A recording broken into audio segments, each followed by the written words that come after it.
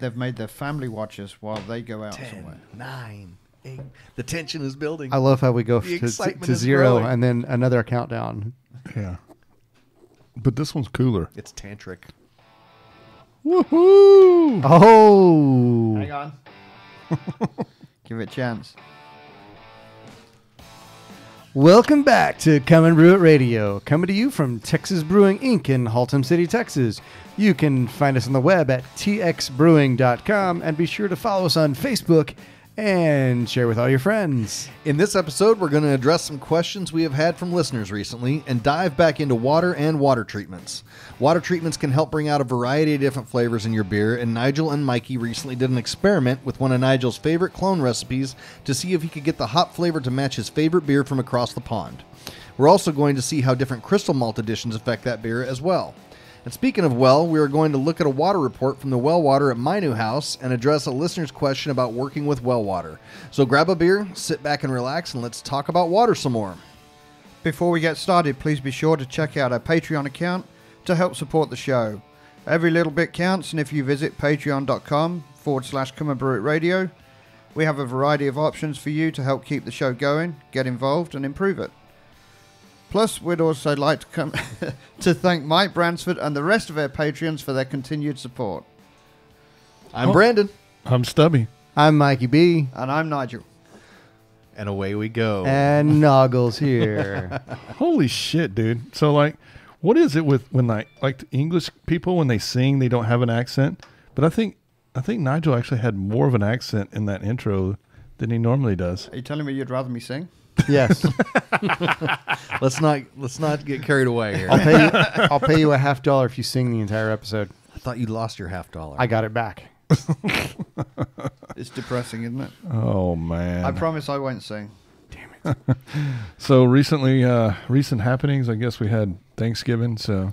Did everybody have their Thanksgiving hangover this morning? No. Nope. No, Me actually. either. We're batting 1,000. Wow. That's pretty good. That's pretty Yeah. good. But I worked. So. I even finished the night with a whole bottle of mead too. Two nights in a row. Oh, man, there's some meat up there at the shop. Is there? It's Yeah. pretty good. Oh, maybe at the break we're gonna have to get into that I'll get nasty that. stuff. I'll Let's see if get I some can of go it. 3 for 3. It's good. I can't remember the guy's name that brought it in, but man, that's good. But no, I don't think there's any really cool recent No, happenings you besides know, that, you know? AB InBev has been really quiet. They haven't given us much fodder to work with No. lately. No, I think the it's- worst they've done is the Dilly Dilly commercial, and I actually kind of like that. So That was pretty good. yeah. No, it wasn't. It was stupid. Well, it's stupid, but I mean, Yeah, but you're saying Dilly Dilly. I know you are. No. he is a dilly dilly. We Dilly Dillied a lot at the last Homebrew Club He meeting, likes to so. dilly dilly himself at night. I mean, Why would I need to do that? because you do. I don't know. There is no dilly-dillying going on in my house. I'll tell You you that. bet your ass there is. So Oh, this is going to be a different episode. I can't speak. This is going to be a little different episode for us from normal because we've actually got some listener requests and some feedback from them that we want to talk about. So we're going to cover a bunch of different subjects tonight, but really get back into water again. We took a while to get into it the first time because it's somewhat of an intimidating subject. We were all real nervous the first time we did a water Right. episode, and I think personally I have a much better understanding of it now, and I feel a little more comfortable talking about Absolutely. it. So we've had some listener questions about water, and I've moved into a place where I've gone from city water to well water and had to get that analyzed and look at what I'm going to do to solve that mess. So we're going to talk about all that stuff, and then also some water experiments that Mikey and Nigel have done. And should be a water-filled I episode. waterboarded Nigel. Yes. It was fun. It was fun. It was a good time. That could go along to different places, man. Yeah, We're not going to go that's, there. I'm refraining from commenting it. He hung a softball out for us. Good time. Yeah. Good times. So let's get into the first listener request because this one is a little bit off of the track of the other things that we're going to get into. And it shouldn't take too long to talk about, but a listener did contact me recently and ask about a system that he's building and doing 5-gallon batches on a larger system. He emailed me and said, if I remember correctly, you said you got a 15-gallon single-tier Herms setup and you primarily do 5-gallon batches unless you're brewing with someone. I'm thinking about getting a 15-gallon Herms too, and we'll be doing mostly 5-gallon batches. Other than boil off, do you have any issues with just doing 5 gallons? So I responded to him that no, I don't. And that was a big concern for me when I was building my system because I wanted to be able to do 10, but probably 80 or 90% of the time I'm just doing 5-gallon batches when I'm brewing by myself. So that was the more important part, to make sure that I could get that done.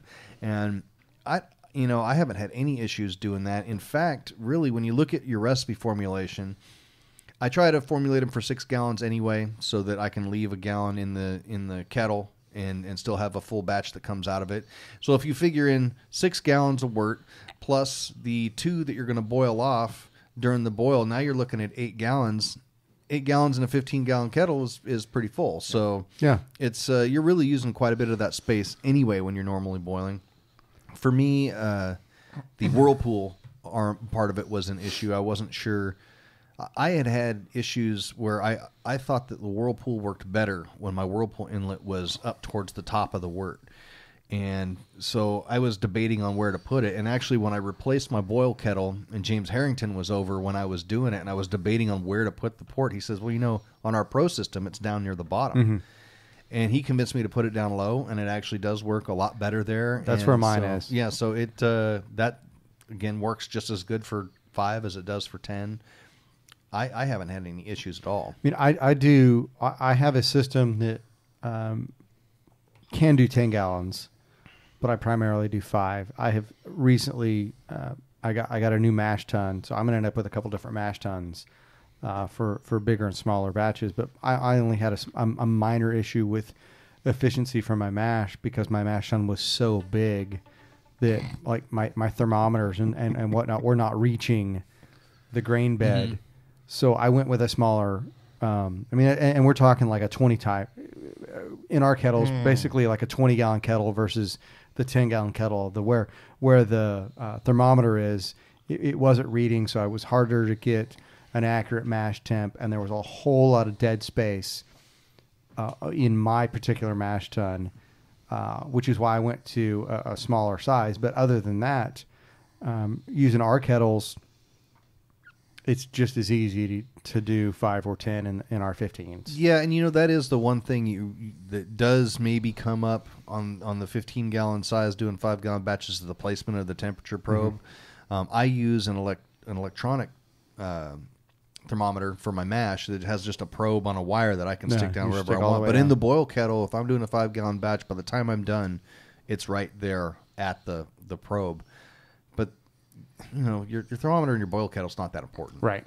It just kind of gives you an idea where you're at. You don't need to accurately measure temperatures all the time. So that's really not much of an issue for me.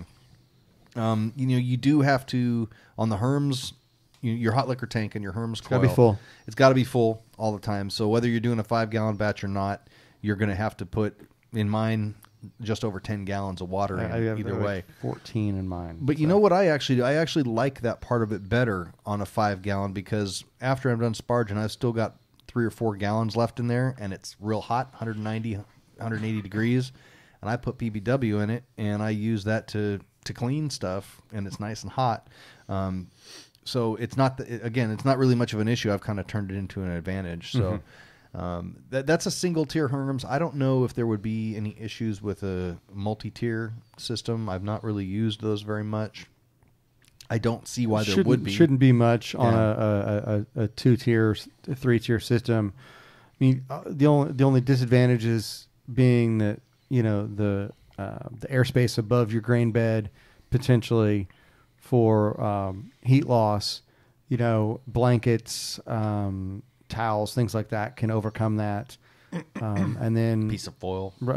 Yeah. I mean, and then, or if you're in Texas, a piece of foil.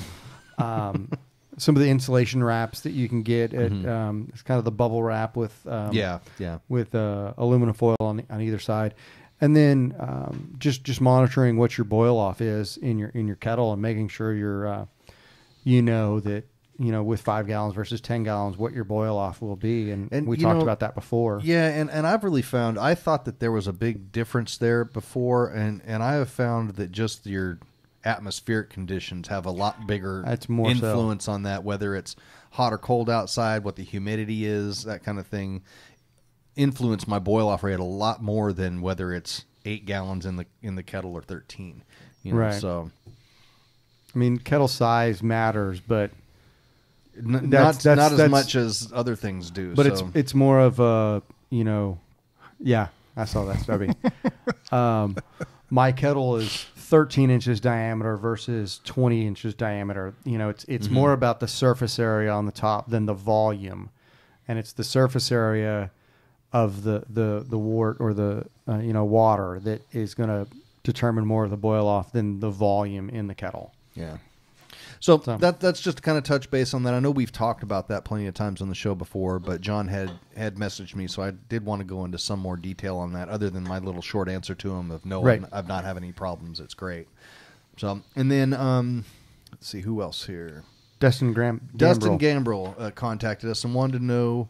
Wonder if you guys could share your lab-tested water reports with me. I live in Arlington, but imagine all of Tarrant County is very close.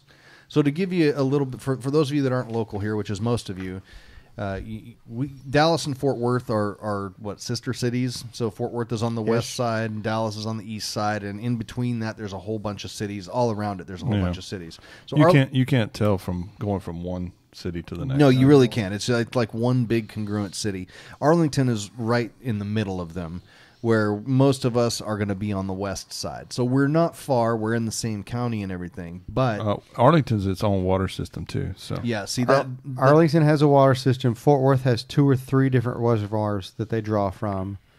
And then all the smaller cities typically contract out which major water source they're able to contract. Well, we know when we looked at mine, and I'm on a co-op, it's even completely different than Fort Worth. So, I mean, it's and you're right outside of Fort Worth. Right? Yeah, I'm south of Fort Worth, but it's we're on a completely different water system. We're not on Fort Worth water, so but it was completely different. So I think probably the closest to Arlington would be you, Nigel, right in Mansfield. Yeah, well, I'm actually in Arlington. But you're in Arlington. Okay, yeah, but I'm right on the city limits. So if you go out my front door, I'm pretty much in Mansfield. But what we found, even though we're pretty close to each other, Arlington is. From the shop here, you can be in Arlington in 15 minutes, really. It's not far at all. The differences in our water profiles, when we sent off all of our profiles to be analyzed, were plenty different. They were not close enough to each other that I could get my water analyzed and share it with the rest of the guys and everybody could use it. It would have completely defeated the purpose of even having it analyzed in the first place. So, right. Well, and I think maybe we could premise this kind of, how far away we're all from each other as well, because I'm south of Fort Worth, which if you kind of look at a map or whatnot, I'm south of Fort Worth, and then Nigel's to the east of me. Yep. But you're probably a little further north. Yeah, a little bit northeast. Yeah. And then Mikey would be directly north of that, I would think, right? Yeah. By what? Yeah. In a straight line, I bet, 15, 20 miles? Mm-hmm. Yeah.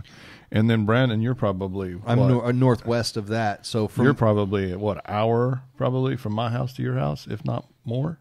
No. With no traffic, I could be at your house in 40 minutes. Okay. On a normal day, it'd be 2 hours. But okay. Well, and no, but I think mileage-wise, from North Fort Worth, where I was when that was done, to your house in a straight line was probably 30 or 35 miles. And when we got these water tests originally done, Brandon was living in North Fort Worth, and I live in Bedford, which is over near the airport. And Brandon and I were probably the 2 closest people to each other that had our water tested similarly. And just really quickly, I mean, there's a difference between 9 parts per million between his sodium and mine, and 10 parts per million on his total alkalinity. So there's a significant difference on 3 of them. Our potassium was really close. Magnesium was within 7. Chlorides within 6. The total dissolved solids were pretty different. There's a good size difference there, and the pH was significantly different too. Yeah, I've got a pH of 7.9, and Brandon's got a pH of 8.2, and we're the 2 closest people. So we're feeding off of what appears to be 2 completely different water sources that close to each other. Also, what I did when I got that water report is I compared it to the city water report that's just available online. And if I had taken that city water report and taken, they don't give you exact numbers, they give you ranges on everything of what it'll be. And if I had hit right in the middle of every range that they gave me, it would have been pretty close to what my actual water analysis was. So I think you would be much better off doing that than taking someone else's water report that's somewhere near you and trying to use that. I mean, obviously your best bet would be getting a hold of Ward Labs, getting a hold of any one of the other labs out there, and paying the $40 to $60. Get your water tested, and you're better off getting your water tested 3-4 times throughout the year, right. And know that summer versus winter, spring versus fall, dry season, wet season. Know what your ranges are so you can prepare for that. Well, and I think really we need to premise this too. If you really want to learn more about what water does to your actual beers, you might want to listen to that last episode that we did on water we really broke it down to what things kind of affect each other and what it does in beer. But I think the one thing that I learned from this experiment, just sending the water reports, is I used to brew at home out in Burleson, which is south of Fort Worth. And one of the things that I noticed right away, I could never get my IPAs to turn out or pop as much as what I did down there. And after looking at this report, it totally makes sense, because I had a lot harder water out there, and I think I mean, if you look at sulfate to chloride ratio, if you look at what he just kind of did a water report, and you took everybody's lowest, who was the lowest and who was the high, right? If you look at my bicarbonate was the highest. Total alkalinity was the highest. Plug yours in real quick to Beersmith and see what it says. Sodium was high. So, I mean, and when I say high, it's really not that bad. My calcium was low, however, so I was low on the calcium, but high on the bicarbonates, which I think is odd. But if you look at this too, Mikey kind of wrote us up a cheat sheet here about who was on the lower end and who was on the high end. And again, he and I were not far from each other in terms of miles. I bet it was only 10 miles. It's not far at all. But on sulfates, I was the lowest of the range, and Mikey was the highest. On pH, I was the highest of the range, and Mikey was the lowest. So you can have pretty large differences in short distances, depending on where the water is pulled from, especially if you're somewhere like here where, and I think most places are pulling from surface water, lakes and that kind of thing, which, that right. changes, like Mikey said, during the rainy season and that kind of thing. So to answer your question there, Dustin, we would be doing you harm to tell you what our reports were and then you go out and use that, because they wouldn't be accurate and you'd be making adjustments based on information that doesn't fit what your water is. Well, and I think Mikey did hit on something, and I have no way of knowing this, but what would be interesting is if you actually knew which mains, which water mains each person came from, or each people's water came from, even within certain neighborhoods, and kind of test their water to kind of see if it's different. Because I kind of wonder if and I don't have any premise for this at all, but it makes me kind of would like to investigate maybe a little bit, is if you live in an older house, maybe it has some deposits on the pipes, or I don't know if that has any effect at all, but it might.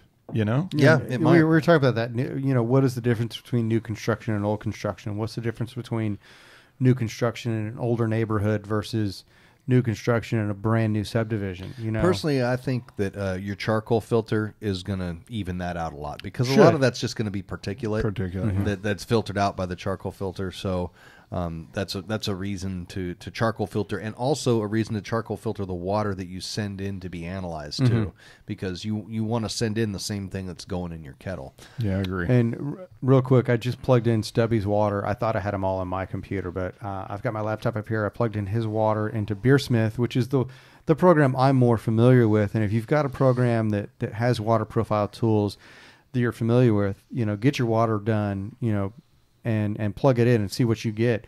But the sulfate chloride balance for Stubby's particular water profile balances towards malty, which is exactly opposite what I said it was. Well, that's why he wasn't able to. Well, you're talking how many years ago too? I mean, yeah, it's been years. Yeah. 7, 8 years ago since I brewed at home. So. Well, and when I plugged mine in, and I really like the Beersmith water tool. And it could change too. Yeah. I mean, it has a I'm huge sure. effect. And that's, Yeah. you know, that's as of whenever we had these water done June of. Was it as long ago? If you want to get an idea of how much it changes, look up your city water reports. You can pull them for every year and see what it's going to give you that. change. Yeah, and it's how going to much give you they that change. range. And, yeah.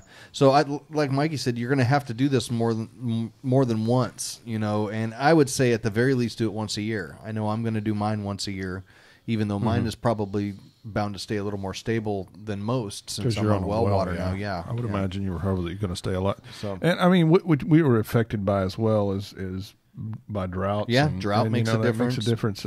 And I'd even talked to a few pro brewers, and they were talking about how they think their beers are better in the wintertime than they are in the summertime because of the water changes. When I listened to this other podcast that most people don't know about, and it's really not as good as this one, but they were interviewing some Californian brewers who, when California went from that severe drought to just getting dumped on rain for months and months, and they were getting overwhelmed, and they said their water was all over the place, that when they got all that rain, that it kind of watered down, for lack of a better term, all the minerals and that kind of thing, and they were having to do a lot of additions that they didn't have to do before. So all these things affect it and they change it. But definitely don't take someone else's water report that lives in a different city and use it.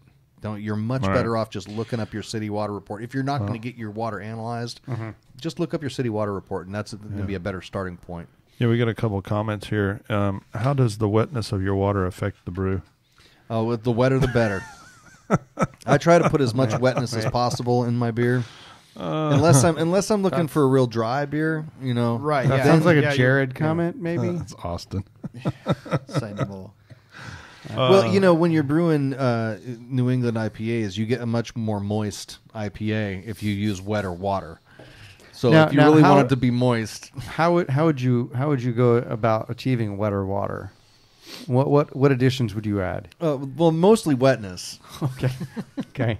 Like if your water's not wet enough, if you add a little more water to it, it'll be a little wetter. Do we sell that at the shop? Wetness, Water wetter. water wetter. Yeah. Okay. Yeah, you hook it Is up that to on the end of your special faucet. It's on Black Friday special. It's So on Black you're Friday putting special. H2O into your water? Right, yeah, Yeah. just straight in. Right. It'll mix right in and dissolve, and you'll never even know it's there. It's good to know that. Sean Mason says could always just use RO and build it up if you're unsure. Absolutely. Right, and we're going to get into that too when we're talking about my well water, which is similar to his situation because he put a water softener in his house, and without getting into it too much, we're in the same boat. I'll put it that way. I don't So. see any of these comments. Oh, you must be on the wrong page then. I don't know. So let's get into the experiment that Nigel and Mikey did, which is actually 2 experiments. We're kind of starting off with a beer that has become Nigel's white whale. Am I correct, Nigel? Yeah, I mean, we've talked about it before on these shows and stuff. It's just my go-to English bitter based on Timothy Taylor's Landlord out of Yorkshire, England, and it's just a fantastic beer. Now, I've, of course, not been able to get anywhere near it, but my version of it is something I enjoy. But I've always, and again, we've mentioned this before, I've always had to over-hop to get some hop utilization out. Good, Nigel. All right, you're creeping me out. Yeah. So what we wondered was whether that was down to the water, and if we made some water additions, if that would make an improvement to the hop utilization. So And- specifically, you're talking about hop flavor, right? yeah, hop flavor and a bit of bitterness. I mean, some of the bitterness is fairly subdued on my beer. So the first one we got is the standard Landlord that I've brewed many times.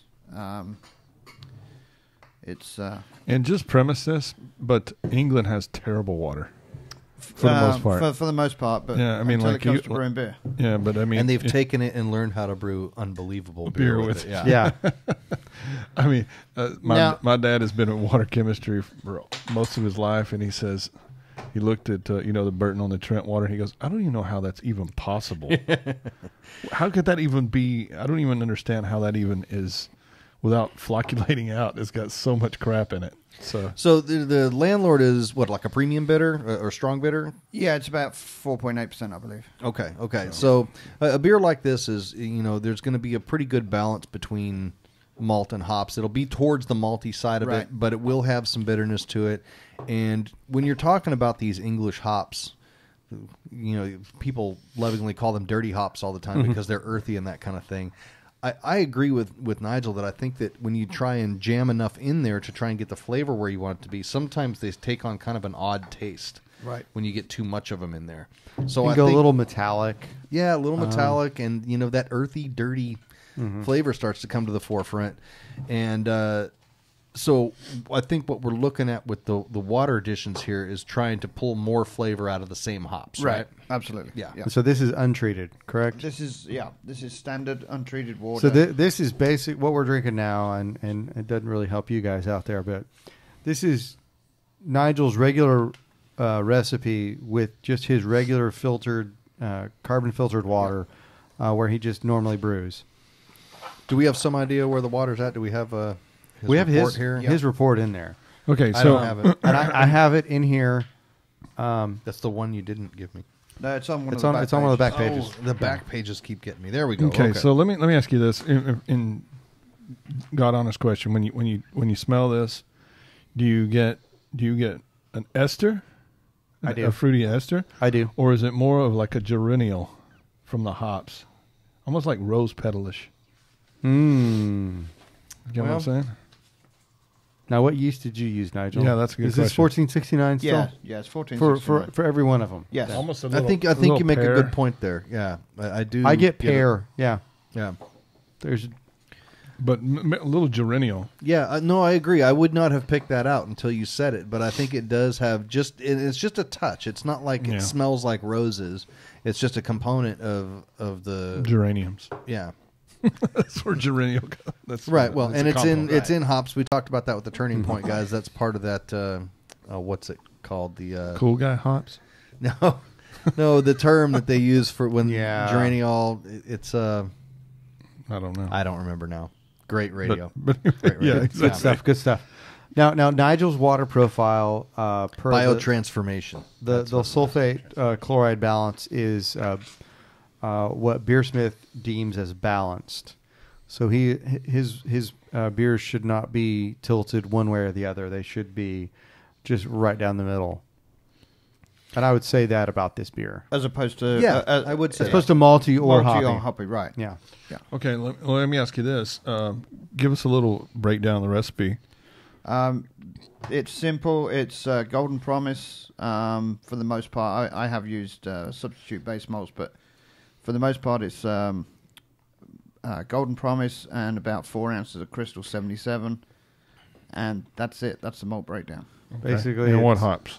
Fuggles, EKG, and Styrian to finish off with. I believe Okay. it's Fugels. He's doing No, no, that's over here. Oh, okay. Nigel's doing like 97% English base malt, either Maris Otter or So just a touch of Golden some Crystal Promise, malt. and Yeah, then he's so- doing 3% of a 77 to 85 crystal malt. See, just hearing that recipe, I like it. That's a It's nice just recipe. simple. Yeah. Mhm. Yeah. Yeah. And this is a great beer. I could drink a lot of this. And we're both do. looking at roughly calculated should be around 50 IBUs, 50 to 54-ish on the calculated. That much, huh? Yeah, and that's what I'm saying. That's kind of You know, interesting. That surprises me. I would not have Yeah. pegged this at, especially with this low ABV, right. below 5%. Right. Just So below. English bitters typically 25 to Is that 35 Rager or IBUs, right? Tinseth?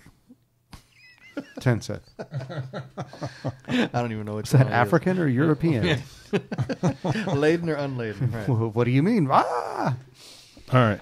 So yeah, typical bitter. You go over into England, or you pick up a bottle or a can or somewhere. 25 to 35 IBUs typically. Yeah. Say I've had to overhop, or what I consider to be overhopping, to get it into the 50s to get the profile that I'm getting now. And if I left it at 25 to 35, I don't think I would get anywhere near this profile on the beer. Yeah. Are you using hop socks or hop spider or anything like that, or are you just dumping them in? No, I'm using a hop spider. Okay. Yeah. Personally, I think that's where your issue is. It may well be. I used a hop spider for a long time, and I'm not knocking them. I liked my hop spider. It was really nice to be able to keep the hops completely out Yeah. and just pull them out whenever I wanted to. But I did think that I got a significantly lowered hop utilization. And when I went away from that and just went to, throwing my hops in, I felt like I had to dial back my hops a little bit from what they were. And teaser, I think Brandon and I are gonna do something. We're gonna brew the same recipe beer, same calculated IBUs, and we're gonna get them tested and see what we come up with. See if they come up positive for IBUs. IBU positive, yeah. So I've used a sock in the past. Stubby booed us even. That's bad. Openly booed us on the show. Nigel uses a sock. Yes, I have used socks in the past. Yeah, ever since you were a teenager, right? Right. No, but I always thought that with the hop socks too. And before Right. I used the hop spider, I used the hop socks. I really just tried to keep, You especially can't when cut I down. used a plate chiller, you had to do that. Mm-hmm. And I feel like since I've gotten away from those and I just dump the hops in, that I get much better utilization. Yeah, So I think you're 100% correct. Yeah. And that's a problem. I think that's why you may be better off with something like one of the big screens, the kettle screens. I think we haven't noticed anything like that when we're using the Grandfather, when we use the big kettle screen. Well, I don't I know think that it's it's more necessarily volume. a problem as long as you're getting the same thing every time and you just get used to it and you adjust your process and adjust your recipe for it.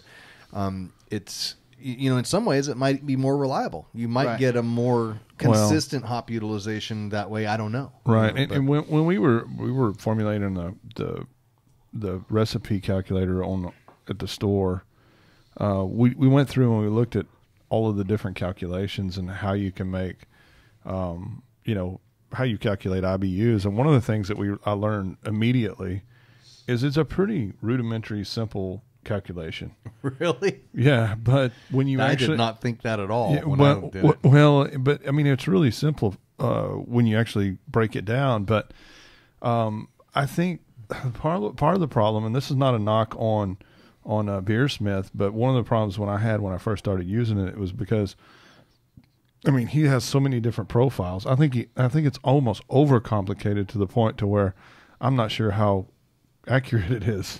Well, because there was I a time really when had- my laptop got stolen and I lost Beersmith and lost my recipes, and so for a while I did, I don't know, maybe 7 or 8 batches where I did all the math by hand, just to kind of figure. I thought it might be good to go back and just kind of learn some things. That's the one thing I could not do. When I looked up the formula, I thought, my gosh, you got to be a scientist to do this. It's unbelievable. And so I think I don't remember how I got around it. I think maybe I just used some old recipes that I already come. But I mean, you could build a recipe calculator on a Excel. It's really that easy. I mean, that's all Beersmith is. It's just an Excel spreadsheet. But I didn't think the hop utilization formula was easy at all. I was I can do OG based on the PPG points. Yeah, that's easy. That's easy. Yeah. It takes me a minute to remember the math, and I have it written down somewhere. But I never looked at the IBU calculator. I never looked at that math, so I'd be lost. I think we're kind of digressing. Yeah. Let's Get back to the recipe and and the water here, because I'm going to tell you, I've had this beer of yours a lot of times. Yep. This is the best one I've ever had. I Really? think. Yeah. This is really excellent. Wait till you try the next one. Okay, good, because I'm blown away, and I mean by a large margin. I think this is the best time I've had it that you brewed it. That's encouraging. I think the best time you ever did it was the first time. That's what I'm told. I've been chasing the dragon ever since. Puff. So your water profile magic says dragon? it's set for balanced. So Right. on Beersmith, what you can do and I think this is true with a lot of water calculators. Beersmith is just the one I use because it's the more idiot-proof of the ones that I tried, and I'm an idiot. So it is, you can put in your water profile, tell it what it is, and you can tell it, I want to make it like this. I want to be Burton-on-Trent or a certain style of beer or a certain area of the world, and it'll tell you, add this in this amount. So what did you put in there to tell it what you want it to be like? We put it Yorkshire water. Yorkshire water. Yorkshire Okay. water. What we did was we equated out, and Zach's got a screenshot of it that he can post for the viewers. Here we go. Boom. We set it at 3.22 gallons of Nigel's water, and we wanted to go to Yorkshire and you hit that match target profile, and it's going to do its best to get you within the range. I want to point out the bottom line there, which says difference. And what that's going to tell you is how far away you are from what it ideally should be. And if you look at this on the screen right now, the difference in calcium is negative 5.6, difference in magnesium is negative 9.3, sodium 4 or negative 4, what's that, sulfate 2.3, chloride 3.2, and what's that? Hydrocarbonate. Bicarb.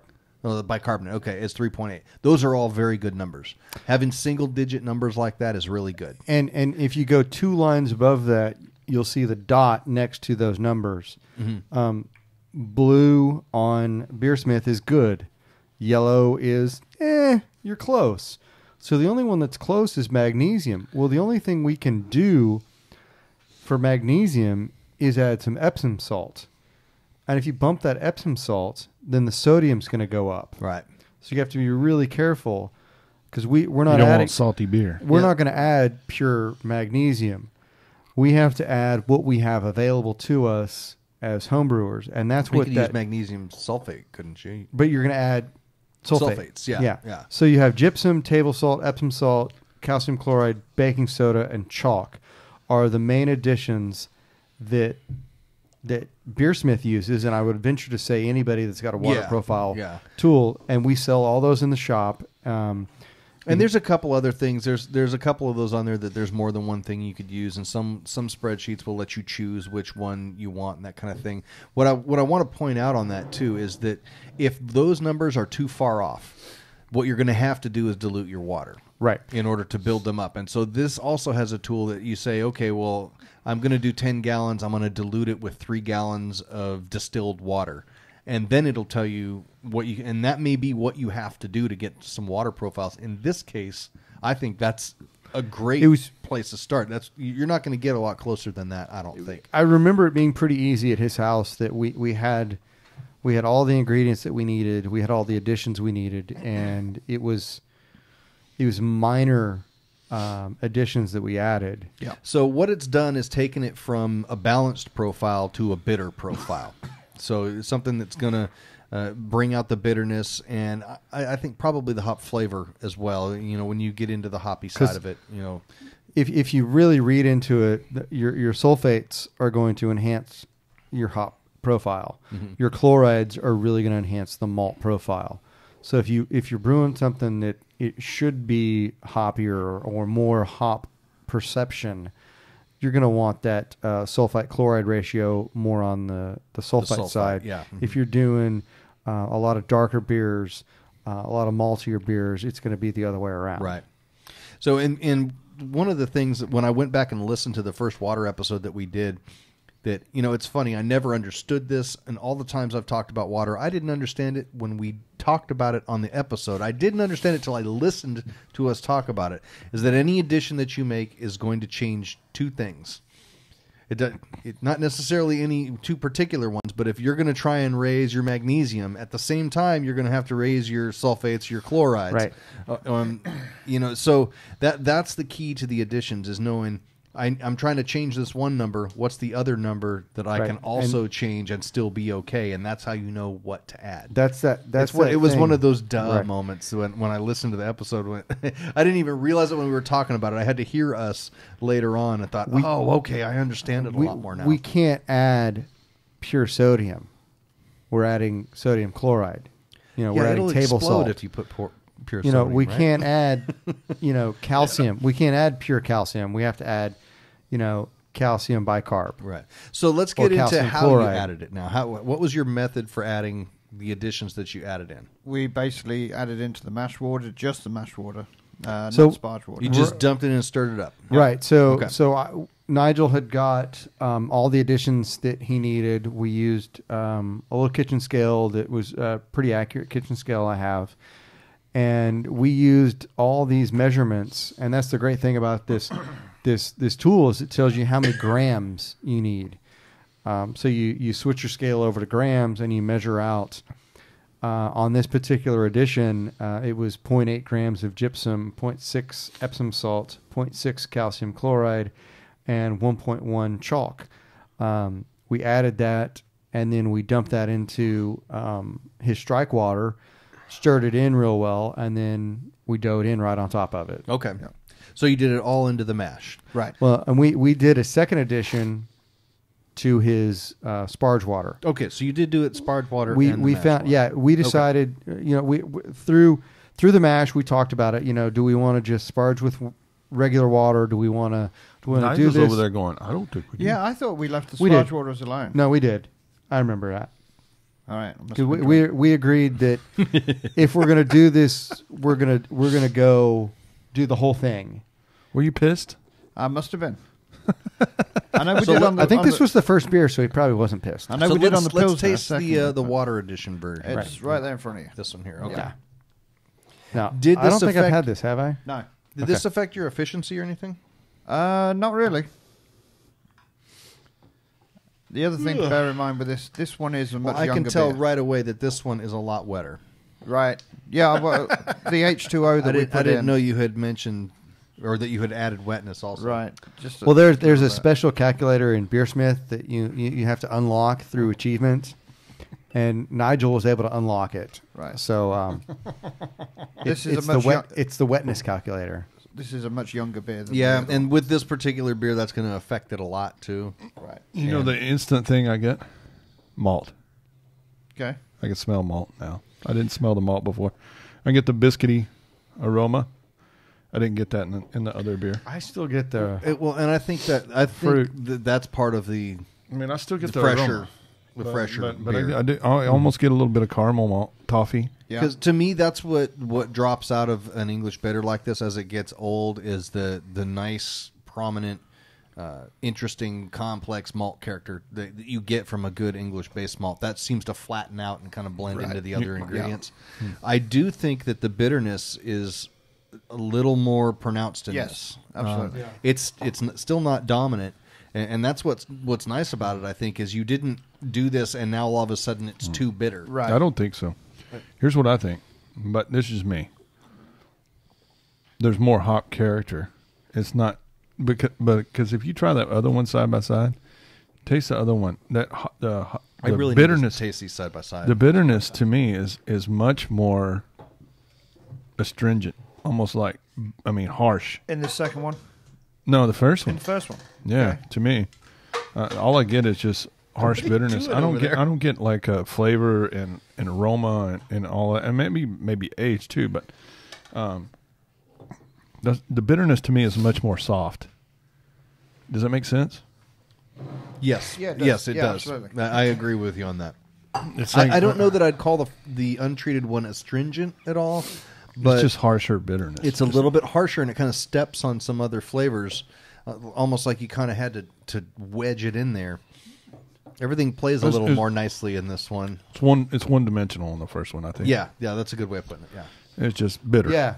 There's Yeah. there's not any flavor. There's in the malt character doesn't come Nigel, through. this is fantastic. You like Yeah. it? Yeah.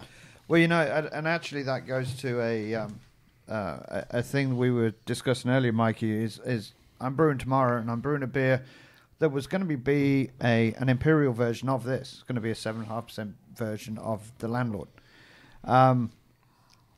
I brewed it last year and it scored pretty well in competition. The comments that came back was it wasn't complex enough. It was too much of a simple beer for Drives me nuts. Right. Well, so the beer I'm brewing tomorrow, I've actually changed up totally. It's a completely different beer. But See, I think you're making a mistake changing your recipe Well, based on that analysis. I haven't changed the recipe. I've just made a different beer. That's the way I see it. And so tomorrow's going to be a completely different beer. I've still got the old recipe I can go back to. But maybe it was an age thing. Maybe it was the water thing as well, and so it's something to bear in mind that I could do the water profile and enhance that beer as well. Nigel, what was the beer that you and I did on Learn to Homebrew Day where we did the AccuMash? And It was this. Was this? It was Okay, this, because yeah. Sean Mason is saying on Facebook that he'd like to see a comparison. We did do that. We did that. Yeah. And that difference was stark. I remember those beers were completely different. Now, the problem was... I don't think any of them were. I didn't think it was very good. The, though. the That problem was that we had too many people brewing at the same time and only one chiller. And so, like, mine that I did sat there for 20 minutes Right. waiting to chill. And yeah. I just don't think it was as equal a comparison. I think this is a much better comparison. And also, this beer is absolutely outstanding, Nigel. you. I mean, it's I just appreciate it. fantastic. I don't know. It really is good. I don't know compared to Landlord, but I would be really, really happy with this beer. Right. Well, to me, Landlord again is the holy grail, and it's not. We need to ever put it gonna on be Nitro. repeated. All right. We almost did. Shut it down. Piss off. Did we get the English reaction on camera there? I hope we did. No, but I would just say this to me, the difference in comparison is the other one's a homebrew, and Right. this one is very complex. Yeah. And Okay. So, Mikey, is this your same version? That's my that you version. poured? Yeah, This one, I think the bitterness is even harsher. it is. Yeah. Yeah. Now this, this one is your is- first one. No, this what's is the like my- How old is this? Same as It's the same age as the treated water one that Yeah. you just had. Okay, well, this Brewed is a the same much day. better from the same day. side-by-side comparison then because it tastes like it doesn't have the age on it. The other one, you can taste the Right, age it's on got it. age Right. on the other Yeah. one. Yeah. Yeah. Okay, so this one to me has similar bitterness to your first one. Okay. Now this is the same calculated IBUs exactly. Mine is untreated water. Mine is just straight. Is this water from your house? This is water from Nigel's house. They brewed it on the same day Yeah. at Nigel's At house. Nigel's. So this is a really good comparison. It's just two different systems. Right. Right. This is Same my water. system. Nigel's water through a carbon Now, filter. how are you adding your hops Mikey in the did kettle? not make the H2O edition though. I did not do the wet addition to my water. Well, you can tell it's not as wet. Now, how are you adding your hops in the kettle? You're dumping them in, aren't you? No, I have a hop spider. You do? Okay. I have a I kettle, would have guessed kettle that filter. I get a lot more bitterness out of this. Yeah, I do too. But it's not. But Were it's you both bi- doing 5-gallon batches, or were you doing a 10? I did a 5. 5. Yeah, All right. and we both did a quote 6-gallon batch. Yeah. Yeah. Uh, mine- yeah. This one to me has that astringency that you're talking about. It's not a pleasant bitterness. It's a harsh. And bitterness. it may age out. And too. comparatively, you're right. When I compare it to, I first I didn't, and this is a different hop profile than I normally do. I do basically the same IBUs. I do the hops in a different order. From the first time I brewed this beer, and Nigel and I decided we're going to do exactly the same hop additions and exactly the same calculated IBUs, and independently on its own, I think this beer is fantastic. I didn't like it at first, but the more I drank it at home, the more I really loved it. Now I try them side by side, and I do see exactly what you're saying. It is astringent. And I'm going to criticize it a little bit, but only trying to hold it to the strictest of standards. If I had this on tap, I'd drink it. It's really good. Right. It's if I were judging it, I would knock it for the bitterness for sure. Right. It's too bitter for It's for too a bitter, bitter, but- right. but if there's- that makes any sense. No, and it's the initial bitterness. There's the rest of it. Yeah, I you're think right. it's The spot bitterness on. is right up front Right. too. Yeah, It's yeah, in and the It doesn't very really front linger flavors. much. Right. Yeah. Oh, you no, don't that- think that- so? Oh, I think the bitterness sits on your palate on this thing. I mean, I think we need to pour it on Nigel's again, because I think his lingers longer than this one. You've got it in front of you. it's a different bitterness, though. It's not harsh. the and first it's- one. the first one. And I think you said it before. The astringency. There's an astringent bitterness to this one that I think sits on my palate longer. No, I'll tell you. The other fun part is, okay, I kegged mine a little early, Mm-hmm. so mine's a little cloudy. But Nigel uses Crystal 77. Mm-hmm. I don't use any Crystal. Well, that could throw off the bitterness a lot too. Right. Then. Yep, sure. What are you Right. using? I mean, you're using something, right? Nope. It's just base malt. I use 100% base malt. Really? Oh, well, okay. That's throwing off the Yeah, bitterness right. too. Then. Now, what I did the first time I brewed this was I did a 2-hour boil. Just to caramelize it. I did. some. I caramelized, and then right to Melanoid to create some melanoid and some long chain sugars. This time I brewed it. I pulled the first gallon or so into the kettle, and I boiled the snot out of it for about 10 but what was your minutes. finishing gravity on both of them? That'd be interesting to know too. about 10:08. Mine, Mine was 1010. Right. Yeah, 1008 is right where it should be. my landlord has always been consistent. Using 1469 has always been 1008. What was our OGs were pretty close too. Right? Yeah. See, and I wouldn't have guessed that. On Mikey's.